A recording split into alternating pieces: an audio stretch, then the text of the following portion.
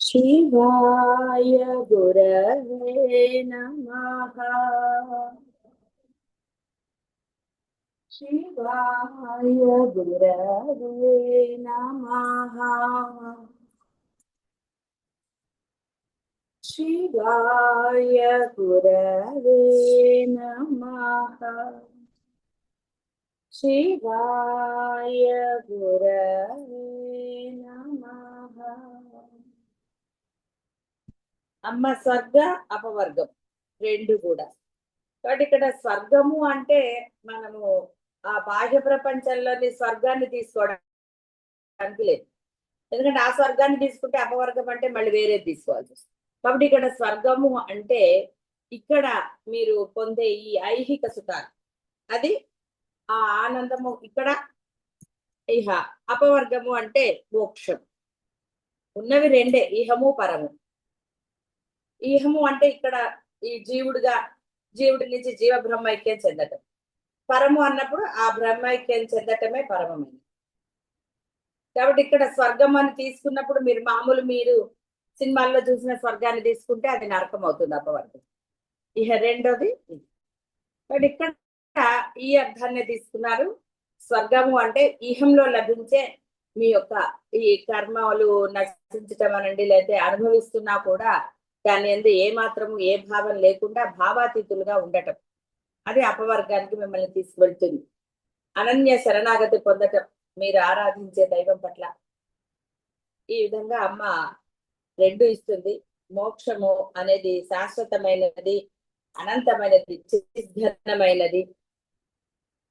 ఈ దేవతలందరూ కూడా అంటే మీరు మామూలుగా ఆరాధించే ఈ దేవతలందరూ కూడా ఈ యొక్క ఐహిక భోగాలను మాత్రమే ప్రసాదిస్తారు వాళ్ళు. అంటే ఇక్కడ మీరు అనుభవించేవి ప్రసాదిస్తారు.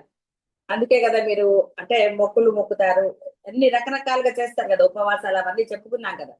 వారికి అది చేసినప్పుడు వాళ్ళు తృప్తి చెందుతారు. యజ్ఞాలు అనండి, ఇంకోటనండి, ఏవో చేసుకుంటూ ఉంటారు. చాలా రకాలు ఉన్నాయి. ఈ కోరిక తీరడానికి ఇది, ఈ కోరిక తీరడానికి ఇది, అలా మనకి శాస్త్రంలో ఉన్నాయి. ఆ శాస్త్ర విధి విధానంగా చేసినప్పుడు ఆ కోరిక వాడికి తీరవచ్చు. వీరు అపవర్గాన్ని అంటే మోక్ష పదవిని ప్రసాదింపలేదు. పరమేశ్వరి తన ఆరాధకులకు, భక్తులకు ఈ రెండింటిని ప్రసాదిస్తారు. అయితే దేవతలందరికీ పైన ఉందా ఈవిడ, దేవతలకి వేరా అనంటే పరబ్రహ్మ స్వరూపమే, రూపం లేదు ఆవిడకి. కానీ నువ్వు ఆరాధించడానికి వీలుగా ఒక రూపం తీసుకుని వచ్చి. అయితే ఈ దేవతలందరూ ఆరాధించే ఈ దేవతలందరూ కూడా ఆ పరబ్రహ్మ నుంచి వచ్చిన వారే, అందులో సందేహం లేదు. కానీ అయితే ఇక్కడ ఆరాధించే దైవానికి వేరే దేవతలకి భిన్నత్వాన్ని చూపిస్తున్నారు.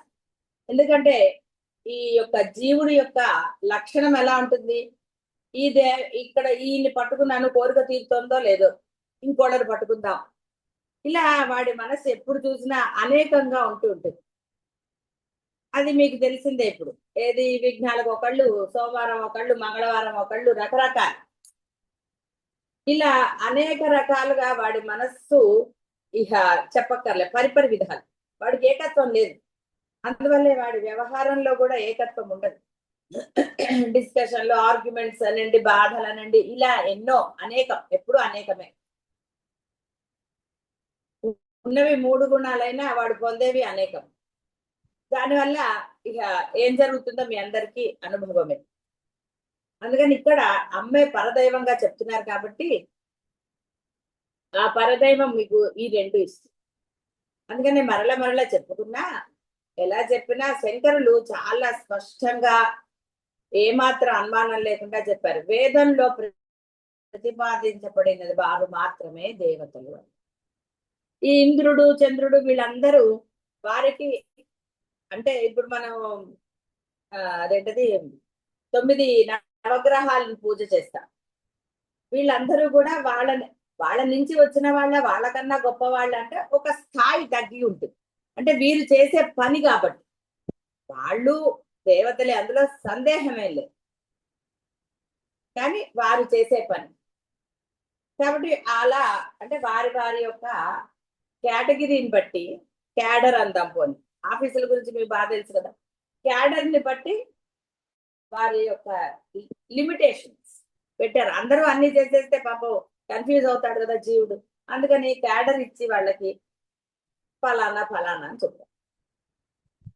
కానీ ఈ జీవుడు అనేవాడు కాస్త బుర్రున్నవాడు ఎవడు కూడా అలా పట్టుకోరు కదండి. అమ్మ వాడు ఏమన్నా చేస్తాడేమో అని నవగ్రహాలకు పూజ చేస్తారు. శాస్త్రాల్లో అది కూడా ఉంటుంది. ఈశ్వరుడే అసలైన వాడు ఉన్నప్పుడు మళ్ళీ ఇవన్నీ ఎందుకు నీకు డైరెక్ట్ గా ఈశ్వరుణ్ణి పట్టుకోవచ్చు కదా. అంటే అసలైన బాసుని పట్టుకుంటే పని అయిపోతుంది. మళ్ళీ కింద ప్యూన్ నుంచి ఎందుకురా నీకు తలకాయ నొప్పి, ఇలా రకరకాలుగా ఉంటుంది. కాబట్టి అమ్మ అన్ని ఇస్తుంది. ఆవిడ నువ్వు ఇది అని అడగక్కర్లా, ఆవిడ అన్ని ఇస్తుంది. ఫలాభిలాషతో చేసుకున్నవి ఫలానుభవ రూపమున క్షీణత పొందగానే తిరిగి కర్మోచిత జన్మలను ఆవిడిస్తుంది. కాబట్టి ఇక్కడ ఫలాపేక్ష రహితముగా చేయబడిన కర్మల వలన జ్ఞానాన్ని ఇస్తుంది ఆవిడ. అప్పుడు ఆ జ్ఞానమే మీకు మోక్షాన్ని ప్రసాదిస్తుంది. జ్ఞానం వేరు, మోక్షం వేరు. తెలుసుకున్న దానిని ఆచరణలో పెట్టడమే మోక్షం. జ్ఞానం తెలిసి ఉన్నది పరబ్రహ్మమే అని తెలుసు, కానీ ఆచరణలో లేకపోతే, ధర్మం మాత్రమే చేయాలని తెలిసి ధర్మం చేయకపోతే, తప్పులు తెలిసి తప్పులు చేస్తే, కాబట్టి ఇట్లా ఒక వయసు వచ్చాకనండి, ఒక అనుభవం వచ్చాకనండి తెలియని వాడు ఎవడు లేడు. వాడు స్వార్థాన్ని చేస్తాడు, ఇంకో అవన్నీ జీవలక్షణ. కాబట్టి నీకు జ్ఞానము అంటే ఏమిటి? ఆ అంటే ఆ రెండు ఎట్లో తప్పు ఒప్పు తెలుసుకొని ఒప్పును మాత్రమే, అంటే ధర్మాన్ని మాత్రమే ఆచరించేవాడే జ్ఞాని. ఆచరణలో పెట్టాడు కాబట్టి వాడు మోక్షాన్ని పొందు. కర్మనిష్ఠులకు స్వర్గమును, జ్ఞాననిష్ఠులకు మోక్షాన్ని ప్రసాదిస్తుంది. కాబట్టి స్వర్గం అంటే అర్థమైంది కదా. మళ్ళీ మీరు స్వర్గం అంటే ఆ పైకి వెళ్ళారు కాబట్టి కర్మ చేసిన వాడికి ఎక్కడో స్వర్గానికి వెళ్ళి వాడు అక్కడ ఎంత కాలమో అది తెలుసు కదా. మళ్ళీ అందుకని అలా పోకండి. వాళ్ళకి ఈహంలో వాడి యొక్క ఈ పుణ్యకర్మలనండి, వాడు చేసే కర్మలు ఏదైతే ఏంటి, పాపం అయితే ఏంటి, పుణ్యం అయితే దానికి అనుగుణంగానే వాడికి జన్మ లభిస్తుంది. ఆ జన్మలో వాడు అవన్నీ పొందుతూ ఉంటాడు. పరమేశ్వరి ఒక్కతే తన భక్తులకు స్వర్గమోక్షను ప్రసాదింపగలదు. కాబట్టి స్వర్గాపవర్గదాయిని అన్నారు. అంటే ఇక్కడ పరదైవంగా ఆవిడని ఆరాధిస్తున్నాం కాబట్టి ఆవిడ మాత్రమే అని చెప్పటంలో అతిశయోక్తి లేదు, అదేమి అబద్ధము కాదు.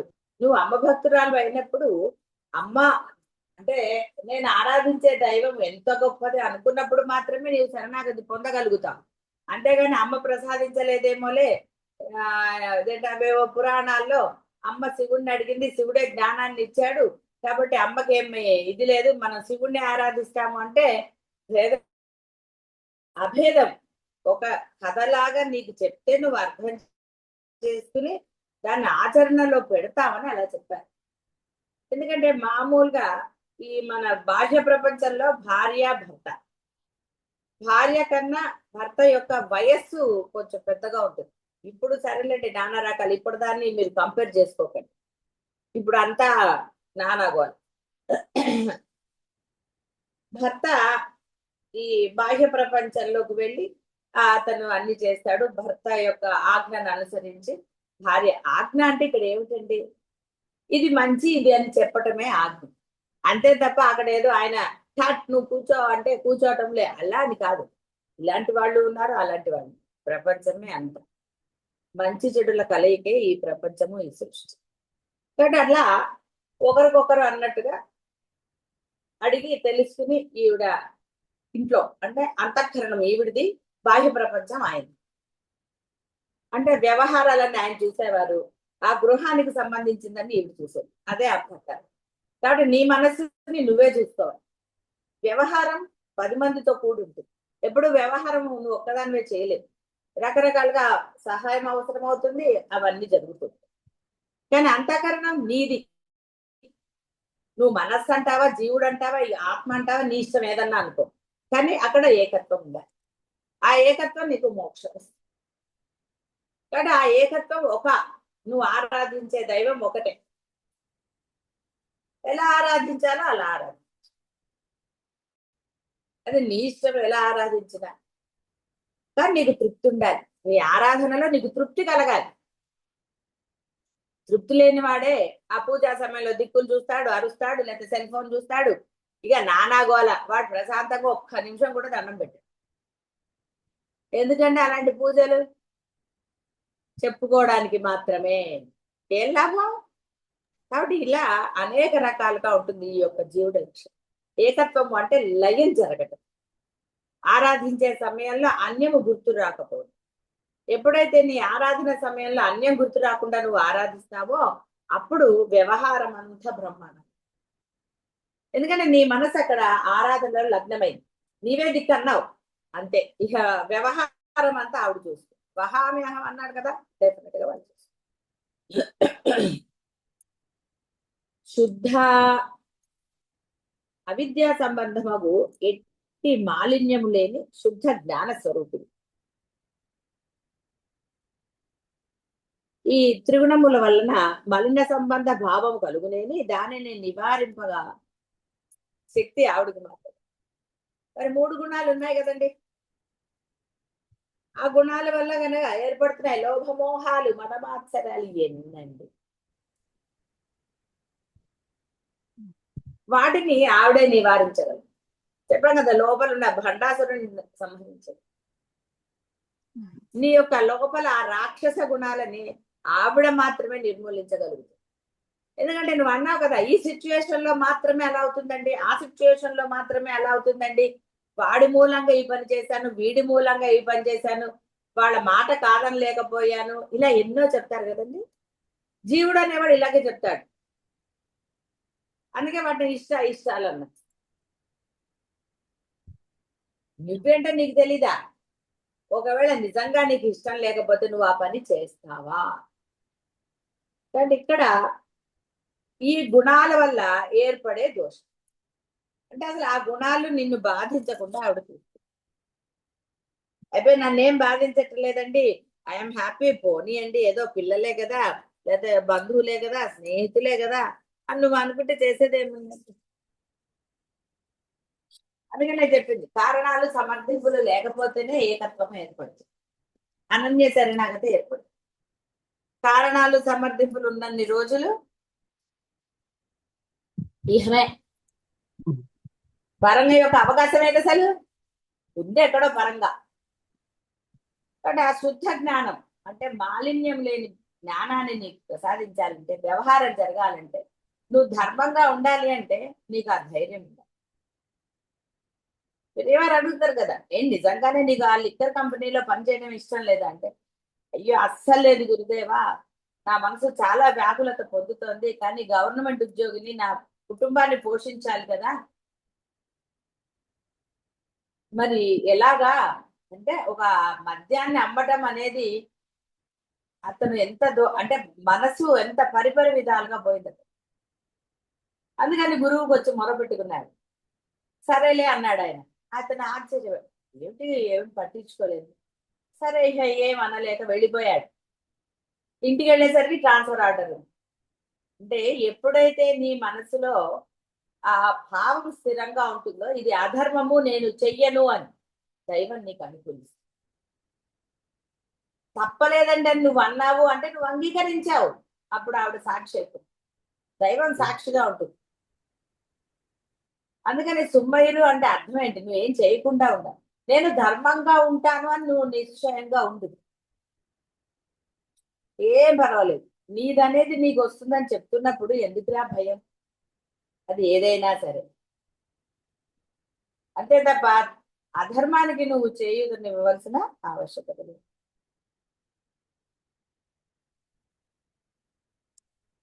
గుణములు గాని, రాగద్వేషాదులు గాని, ఏ భావములు గాని ఏ మాత్రము లేని శుద్ధ చైతన్య స్వరూపము పరమేశ్వరుడు. భావాతీతం, గుణాతీతం. సుమ్మయ్యరు అంటే అది అంతేగాని ఏం చేయకుండా తిని పడుకోవటం. ఆ సమయానికి ఆ సందర్భంలో నీకు ఆ మనసు స్ఫురణ. అందుకని ఏమన్నారు, ఏమిటి ఆ స్ఫురణ ఎలాగంటే, అందుకని ఒక నామం పుచ్చుకోరా, ఒకటే నామం పుచ్చుకొని చేస్తూ ఉండు. నువ్వు వ్యవహారాల్లో చేస్తూనే ఉండు. అంటే ఆ నామస్మరణతోటే వ్యవహారాన్ని చెయ్యి. ఊపిరి లేకుండా అయితే చేయలేవు కదా. ఆ ఊపిరి అంటేనే నామం. అలా ఐక్యమైపోయి చేస్తే స్ఫురణ శక్తి ఆవిడ ఇస్తుంది. ఏది ఎలా జరగాలి ఆ సమయానికి ఆవిడ చేస్తూనే ఉంటుంది. ఏది ఎలా జరుగుతుందో జరగనీయండి. దీని మీద భావం లేదు, దాని మీద భావం లేదు, వ్యవహారానికి ఏవో మాట. పరబ్రహ్మం యొక్క నిత్య శుద్ధ బుద్ధ ముక్తత్వమే స్వరూపముగా కలదు. కాబట్టి అమ్మ శుద్ధ. కాబట్టి శుద్ధ విద్య అంటే జ్ఞాన విద్య. ఆ అమ్మ అని తన ఆరాధకులుగా క్లియర్ గా చెప్పారు. అంటే ఈ గుణాలని మీరు అనుకోవచ్చు, ఆహా నేను లేకుండా ఉండగా. మీరు మీ గుణాలని కంట్రోల్ చేసుకోగలిగితే ఉన్నది పరబ్రహ్మమే. అంటే అహం బ్రహ్మాస్మి స్థితే. నిజంగా అదే స్థితి అయితే ఆనందం ఎందుకు లభించదు? లభించింది. ఎవరు ఎలా అయితే మనకి ఏమిటి, నేను ధర్మంగానే ఉంటాను, నా దగ్గర ప్రేమ మాత్రమే ఉంది కాబట్టి అందరి పట్ల ప్రేమగానే ఉంటాను. వాడు పరమ దుర్మార్గుడే కావచ్చు, నీకెందుకు వాడి దుర్మార్గత్వంతో పని? నువ్వు మామూలుగానే మాట్లాడు. నువ్వు వెళ్ళి రాసుపుసు తిరగక్కర్లేదు, వాళ్ళ ఇంట్లో వెళ్ళి ఇది చేసుకోక్కర్లేదు, ఏది చేయక్కర్లేదు. నీ మానా నువ్వు ఉండు, నువ్వు ధర్మంగానే ఉండు. నీలో ఎప్పుడైతే ఈ యొక్క ద్వేషభావము ఇలాంటివన్నీ ఏవి లేకుండా ఉంటాయో నిన్ను వాళ్ళ నుంచి ఆవిడే రక్షిస్తుంది, వాళ్ళకి దూరంగా ఉంచుతుంది. ఆవిడ చూసుకుంటుంది కదా అవన్నీ. ఆయన చెప్పాడు కదా, మళ్ళీ ఆయన చెప్పాడు ఈవిడ చెప్పలేదంటే దేవి భాగవతం మీరు తెలుసుకోలేదు కాబట్టి దేవి భాగవతంలో చెప్పింది. భాగవతం అంటే ఏంటి? భగవద్గీత ఏమిటో భాగవతం. దేవి గీత, సారీ, దేవి భాగవతం కాదు, క్షమత. గీత ఎలా ఉండాలి, జీవుడు అనేవాడు ఎలా అయితే వాడు ఆ పరాన్ని పొందుతాడు. ఎక్కడో పొయ్యాక కాదురా, ఉన్నప్పుడు పొందేది. ఆ ఉన్నప్పుడు అంటే ఎప్పుడు 70-80 ఏళ్ళు వచ్చాక అప్పుడేమిటి పొందేది? అప్పుడు మనసు ఎప్పుడు చూసినా పక్క వాళ్ళ మాట వింటూ ఉంటుంది. ఇదంటుంది అదంటుంది, వ్యవహారం నుంచి బయటికి రాదు. లోపల ఈ తపన కన్నా ఈ బాహ్య ప్రపంచం తపన ఎక్కువగా ఉంటుంది. సాధన లేకపోయాను అన్న సమర్థింపులే వస్తాయి. అయితే అవన్నీ కూడదు, అవతల వాళ్ళని ఎదిరించమని ఇది కాదు ఇక్కడ ఉద్దేశం. నువ్వు ముందు ఏది పొందాలో అది పొందు. తర్వాత ఆ బాహ్య ప్రపంచం చెయ్యాలో చెయ్యక్కర్లేదో ఏదో అది జరుగుతూనే ఉంటుంది. ఆ సుమ్మయిరు స్థితి పొందు. అహం బ్రహ్మాస్మి స్థితి పొందకుండా ఇంకా సమర్థింపులతోనే ఉంటే జీవితం శాశ్వతం ఏంటండి? అన్ని తెలుసు, జ్ఞానులే,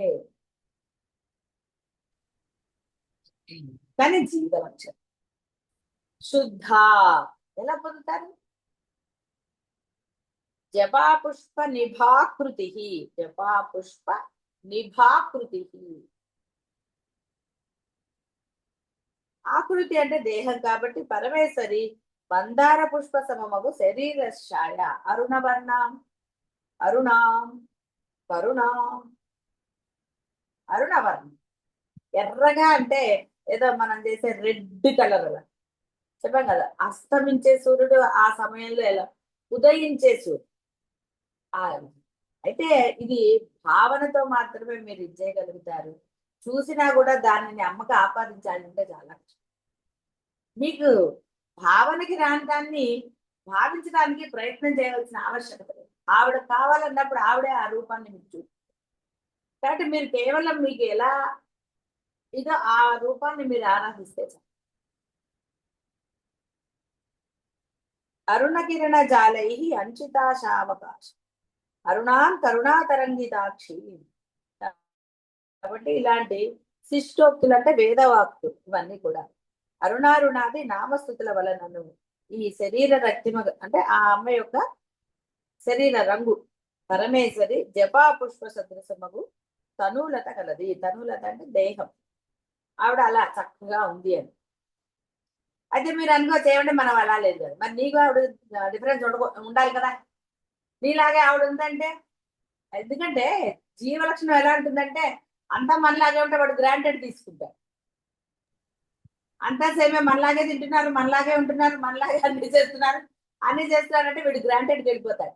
అవసరం వచ్చినప్పుడు మళ్ళీ తలకాయ ఉంచి నమస్కారం చేస్తాడు, ఎందుకంటే వాడు అవసరం. అవసరం లేదనుకోండి గ్రాంటెడ్. అప్పుడు ఏమి అవసరాలు లేవు, అప్పుడు నా అంత వాళ్ళు లేడంటాడు. అదే అవసరం ఉందనుకోండి వంగి వంగి నమస్కారం. తేడా అదే, వేరే ఎక్కడ లేదండి. మీ యొక్క ఇది మనస్సు అనడానికి కూడా లేదు కదా, మీ బుద్ధి, ఆ పరిమిత బుద్ధి ఆ జీవుడిది ఈ గుణాలతోటి చాలా ఇది చేస్తూ ఉంటుంది. అన్ని వాడే అంటాడు. ఇప్పుడు కుదురుతుంది అంటాడు, కుదరదు అంటాడు. వాడికి ఇష్టమైతే కుదురుతుంది, ఇష్టమైతే కుదరదు, దేనికైనా సరే. అంటే ఇవి వీడు దైవం పట్ల కూడా వాడి అభిప్రాయాలన్నీ ఇచ్చేస్తాడు. వాడి బుద్ధినే ప్రవర్తింపజేస్తూ ఉంటాడు. ఎక్కడ బుద్ధిని నిలవరించాలో అక్కడ బుద్ధి బాగా ప్రచోదయా. ఇంకా మరి అప్పుడు ఆవిడ శుద్ధ గుణాలను ఎలా నియంత్రిస్తుందండి? నీ గుణాలను నియంత్రించాలి అంటే ఎక్కడ అంటే ఇప్పుడు నువ్వు ఆరాధించే సమయంలో కూడా నువ్వు వ్యవహారం గురించే సెల్ ఫోన్ చూస్తూ కూర్చుంటే ఇంకా ఆవిడ ఆరాధన చేసినట్టు అవుతుందా? అవ్వదు. కాబట్టి ఆరాధించే సమయంలో ఆరాధనే చెయ్యి. అందుకని ఏమన్నారు, వ్యవహారంలోకి వెళ్లకుండా ఉన్నప్పుడు ఇది బ్రహ్మ ముహూర్తం రా, వాళ్ళు ఫ్రీగా ఉంటారని ఒట్టిగా వాళ్ళు ఫ్రీగా అడగడం ముందు నీ బుద్ధి ఫ్రీగా వ్యవహారంలోకి వెళ్ళదు కదా. అందుకని ఆ సమయాన్ని చెప్పారు. ఈ సమయంలో లేరా, లేచి కాస్త ఆరాధన చేసుకో, మనసు ఇదవుతుంది. ఎప్పుడైతే మనసు లగ్నం అవుతుందో అమ్మ నీ గుణాలను నియంత్రిస్తుందిరా, అది నీకే మంచిది. సరే మోక్షం సంగతి చివరికి పెట్టండి, మీరు మోక్షం అడగక్కర్లా. ముందు మీరు స్థిరంగా ఉంటే మోక్షం ఆటోమేటిక్ గా ఆవిడ సహజంగా లభిస్తుంది మీకు. ఎందుకంటే మీ అందరూ వేరే కాదు కదా, మీ అందరూ కూడా బ్రహ్మస్వరూపాలే. కాకపోతే బుద్ధిని వినియోగిస్తున్నారు, బుద్ధితో వ్యవహారాలు చేస్తున్నారు కాబట్టి ఈగోలు. బట్ ఆ బుద్ధిని నియంత్రించడం అంటే ఏమీ లేదు. ఒక దగ్గర లగ్నం చేయండి, అది నామం మీదనా స్తోత్రాల మీదనా మీ ఇష్టం. రమణ మహర్షి ఎప్పుడు అంతే, నీ ఇష్టం ఉన్నట్టు చేసుకోరా అన్నది. ఎందుకంటే వాడిని ఇది నియంత్రించామనుకోండి వాడి బుద్ధి ఇక ఎందుకు. మీ అందరికి అనుభవమే కదా. ఒక మంత్రం చెప్పారనుకోండి, ఎవరో ఏదో చెప్తారు, ఇప్పుడు ఈ మంత్రం చేయాలా వద్దా, ఇంకా అదేం ఫలిస్తుందండి. అంటే మంత్రం ఏ గురువులు ప్రసాదించారో వారి మీద కన్నా బాహ్యమైన వాళ్ళ మీద నమ్మకం ఎక్కువ. లేదు మీకు అనుమానం ఎందుకు వస్తుందండి? అనుమానం వచ్చేస్తుంది వెంటనే వాడు. మరి అప్పుడు గురువు అని ఎక్కడుంది? అంటే కేవలం మంత్రం కాదు, ఇది ఉదాహరణగా చెప్తున్నాను. అలా అనేక విషయాల్లో అలాగే ఉంటారు. అందుకే కదా గురువుల దగ్గరకు వస్తే దైవం మాట్లాడదు కాబట్టి గొడవ లేదు. అందుకే ఆయన మాట్లాడు ఎందుకు వచ్చిన గోల. గురువుల దగ్గరకు వచ్చి ఏం చేస్తారు మీకు తెలుసు, మీరు చెప్పినట్టుగానో లేదా మీ అభిప్రాయానికి అనుగుణంగా గురువు ఎస్ అన్నారు. ఆ ఎస్ అనే వరకు విసిగిస్తారు. చెప్పింది వింటారండి? ఒరే నీకు నష్టం రా, అది మంచిది కాదురా, నీకు బాధ కలుగుతుంది అంటే వింటారా? బాధ కలిగాక బాధ కలిగిందండి అని. మరి ముందర ఒప్పించడం ఎందుకండి గురువుని? గురువు చెప్పింది తూచా తప్పకుండా పాటిస్తే నువ్వు ఆనందంగా ఉంటావు కదా. కాబట్టి ముందు నీ మనసు ఆ బుద్ధి పరిపరి విధాలు పోకుండా ఏకంగా ఉండాలి, శుద్ధంగా ఉండాలి. అప్పుడు అసలు నీకు దిగులేదు. ఆవిడ దేహంతో నీకు కనపడినా ఇంకోటి చేసినా ఏం చేసినా ఏం ఉపయోగం అండి?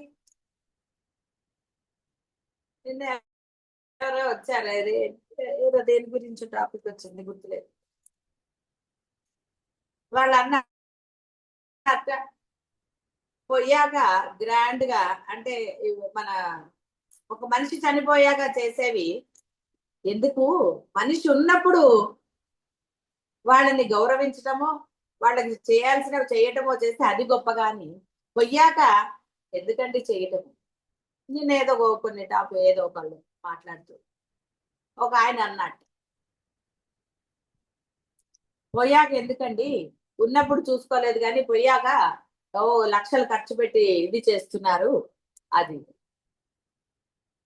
మంచి మాట చెప్పారండి, అంతే ఉండాలి. ఎంత ఖర్చు పెడితే మటుకు పోయిన వాళ్ళకి అది రెస్పెక్ట్ ఎలా అవుతుంది? చేయవలసిన విధులు నువ్వు చెయ్యి. ఉన్నప్పుడు చూసిన వాడు పోయిన తర్వాత ఎన్ని చేసినా అది ఓకే. ఉన్నప్పుడు సరిగ్గా చూడకుండా రెస్పెక్ట్ ఇవ్వకుండా అంటే ఏదన్నా కానివ్వండి, నీ ధర్మం నువ్వు చేయకుండా పోయాక చేస్తే ఇలా ఆయన అభిప్రాయం ఆయన చెప్పుకున్నాడు. ఇలా అనేకంగా ఉంటాయి. ఎవరి అభిప్రాయాలు వాళ్ళు. మంచిని గ్రహిస్తే శుభం జరుగుతుంది. కాబట్టి అమ్మ ఆ యొక్క ఆకారంలో, అంటే శరీరం పొందింది కదా అని మనం గ్రాంటెడ్ గా తీసుకోకూడదు. ఆ అమ్మ అందుకని మనకన్నా అంటే ఈ శరీరంలో ఆవిడ ఎప్పుడు కూడా యమనంగానే ఉంటుందని చెప్పారు. ఆవిడేమి ముసలిపై అవుతుంది జర అలా ఉంటే ఆవిడని ఆరాధిస్తారేంటండి? అదే కదా తిప్పలు.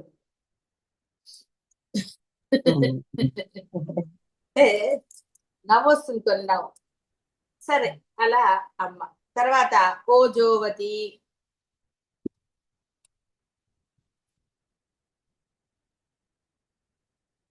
సర్వ ఇంద్రియ సార రూపం అమ్మే. ఓజోవతి అంటే అది ఒక శక్తి, నీలో ప్రాణశక్తి అమ్మనే. ఇంద్రియాలంటే అవే శక్తులు. ఆ శక్తులు లేకపోతే ఏమిటి చేస్తాం? కళ్ళు కనపడపోయినా చెవులు వినపడాలి, కాళ్ళు నడవాలి, ఊపిరి ఆడాలి. ఇవన్నీ కూడా ఇంద్రియాలు. ఓజస్సు ఆ యొక్క ఆ శక్తి అనుకో. సర్వ ఇంద్రియ సారం. సర్వ శరీరంకు తేజస్సుని ఇస్తుంది. తేజస్ అంటే ఏంటండి?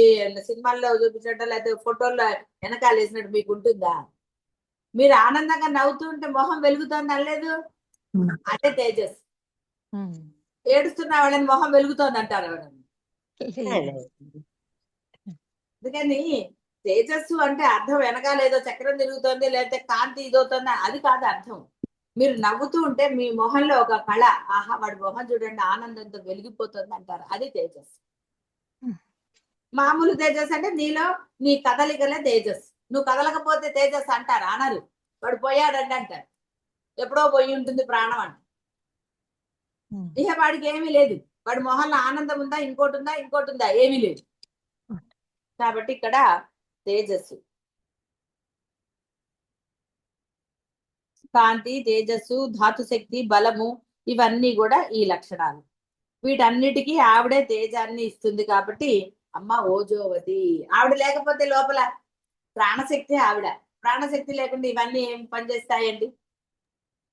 ఒకళ్ళు అందంగా ఉన్నారనో లేకపోతే పుష్టిగా ఉన్నారనో ఎప్పుడు అంటారండి? లోపల ఆవిడ ఉంటే, ఆవిడ శక్తి అక్కడ ఉంటే అన్ని చక్కగా అన్ని చేసినప్పుడు కదండి వాడు పుష్టిగా ఉంటాడండి అంటారు.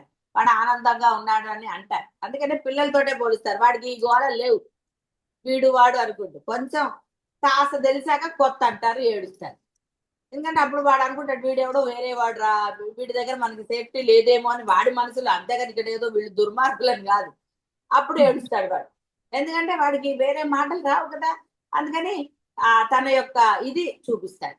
అప్పటి వరకు ఎవరెత్తుకున్నా ఉంటాడు, ఎలా ఉన్నా వాడు ఆనందంగానే ఉంటాడు. తేజస్సు ఆ నవ్వే ఉంటుంది.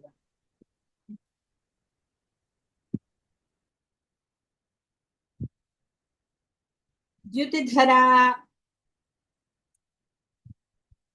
ద్యుతి మంగగతాం కాంతిం ధారయన్ ద్యుతిధర.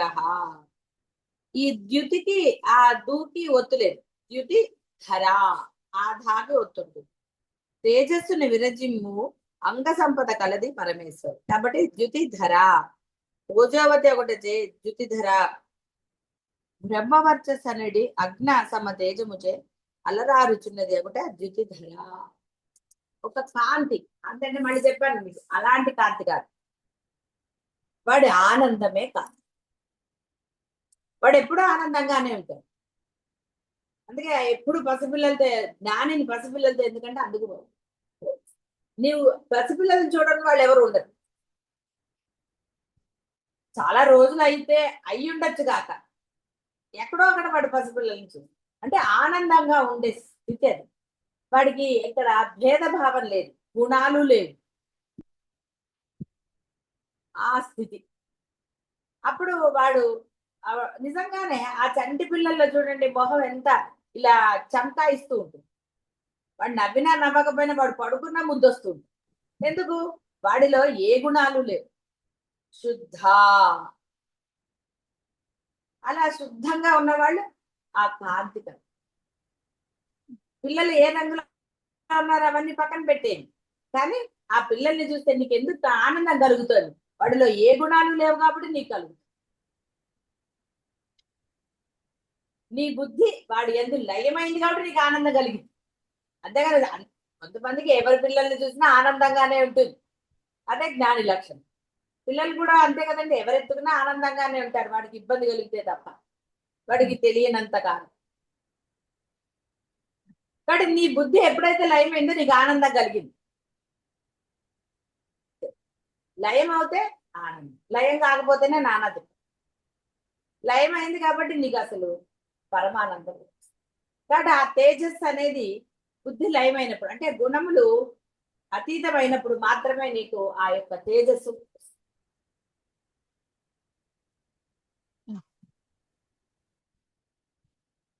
కాబట్టి అమ్మ ధర అన్నారు. కాబట్టి ఇవన్నీ కూడా అసాధ్యమైనవి ఏవి చెప్పలేదు మీరు, అన్ని సాధ్యమైనవే. కేవలం ఆ మనస్సుని లయం చెయ్యాలి. కాబట్టి మనస్సు బదులు బుద్ధి అనుకోండి. బుద్ధి వేరు, మనసు వేరు, నీవు వేరు కాదు, గుణములు వేరు కాదు. నువ్వే నీ బుద్ధిని చాలా ఇటు అంటావు, అటు అంటావు, ఇంకోటి అంటావు, అన్ని నీవే. ఒకసారి మంచి అంటావు, ఒకసారి చెడు అంటావు, ఇంకోసారి ఇంకోటి అంటావు, అన్ని నీవే. భావం ఉన్నంత వరకు డిస్కషన్లు, అభిప్రాయాలు నానాగో.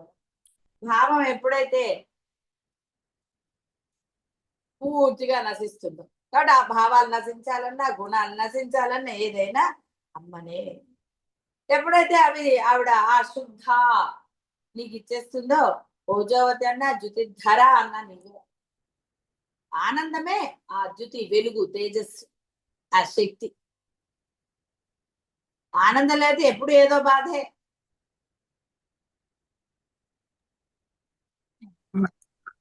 అంటూ చక్కగా ధర్మంగా ఉంటే కూడా ఆ తేజస్సు కలుగుతుంది. ధర్మంగా ఉండండి. ఏది పొందాలో ఈ మానవ జీవితానికి, అంటే ఆ గుణాలని ఆ అమ్మలో లయం చేయండి. అది పెద్ద కష్టమైందో, సంవత్సరాల తరబడో, 5 పైసల ఖర్చు లేని పని. సరే ఇవన్నీ తెలియని వాళ్ళు కాదు, ఎంత తెలుసుకుంటున్నాము, ఎన్ని పుస్తకాలు చదివాము, ఎంత బోధ విన్నాము, ఇవి కాదు లెక్క. లెక్క కోసం కాదు, ఇది ఆచరణ. కాబట్టి ఆచరణ పెట్టిన వాడే ధన్యుడు, వాడే శుద్ధ.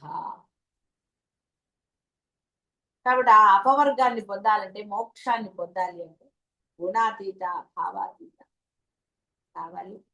అది ఆ అమ్మ ఒక కనురెప్ప మూసి తెరిచే లోపల ప్రసాదించే శక్తి కలది అమ్మ, ఆరాధించే దైవం. వేదంలో చెప్పబడిన దైవాలు మాత్రం. మీరు గురువుని పట్టుకున్న, సద్గురువు లక్షణాలు మీకు తెలిసినా తెలియకపోయినా, మీకు గురువు పట్ల గనక అనన్య భక్తి ఉంటే, ఆ గురువులో ఉన్న ఆ పరబ్రహ్మము మిమ్మల్ని సరైన దారిలో తీసుకెళ్తుంది. అందులో సందేహం అక్కడ. కాబట్టి మీరు ఎవరిని పట్టుకున్నా, సద్గురువు లక్షణాలు నాకు తెలియదని మీరు అనుకున్నా, మీరు మటుకు ఆ గురువుల దగ్గర ఏకత్వంతో ఉండండి. గురువుని శరీరాన్ని కాదు కదా ఆరాధించేది, గురు శక్తిని. గురుతత్వం అందరిలో ఉంటుంది. అందరిలో అంటే నీలో కూడా గురుతత్వమే. గురుతత్వం అన్నా బ్రహ్మతత్వం అన్నా ఒకటే. కాబట్టి నువ్వు ఆ ఏకభావంతో ఉన్నప్పుడు నీకు ఆ గురువు సరైన వాడా కాదా, ఇంకోటా ఏమిటో అనేది ఆవిడ చూస్తుంది.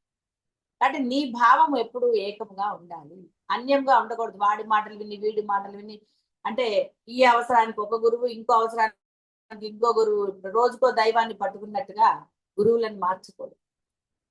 నీలో అనన్య భక్తి కలిగినప్పుడే ఈ యొక్క ఆనందాన్ని పొందుతారండి. మోక్షం సంగతి పక్కన పెట్టు. నువ్వు బతుకున్న నాడు హాయిగా ఉంటావు, వ్యవహారంలో టెన్షన్లు ఉండవు, ఏది ఉండవు. కాబట్టి ఆ విధంగా హాయిగా ఈ శరీరం ఉన్నంత కాలం ఆ చిద్ఘనమైన ఆనందాన్ని పొందండి. శుభం భూయాలు.